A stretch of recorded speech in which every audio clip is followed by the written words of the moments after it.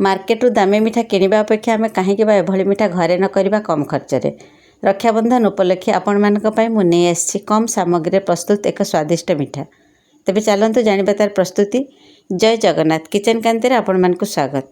यह मिठार मुख्य सामग्री है क्षीर। मु 3 लिटर क्षीर नहीं 1 लिटर क्षीर को छेना कर अलग रखी 2 लिटर क्षीर को फुटे फुटे प्राय हाफ लिटर कर देछि। क्षीर जो एमती बहलिया हो से आम कि अमूल देदेबा। अमूल दे पूरा लगातार चलेबा जमी अमूलटा भल भाव में मिसीज।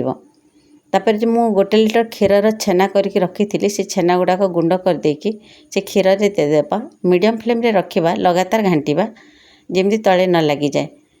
तापर चीनी देदेबा। चीनी देकी मते भल भाव में घांटिबा जमी चीनी गुड़ाक मिसीज। बेसी चीनी देबेनी कहीं एमती भी क्षीरटा बहलिया हो गला मिठा हो जाए। अल्प चीनी देले चलो। अलैच गुंड किछि दे ताको लगातार चलेबे जमी कड़ाई एमती छाड़ी आसो जानवे आपणकर मिठाटा प्रस्तुत हो गला।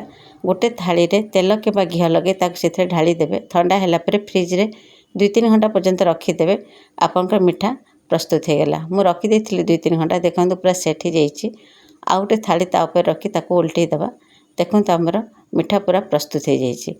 यहाँ बहुत ही भल लगी था। आपण घरे करंतु एवं समस्त को खुआंतु एवं निजे मध्य खाआंतु। केमिति लगुच आपणकर अनुभव मस्त शेयर करंतु।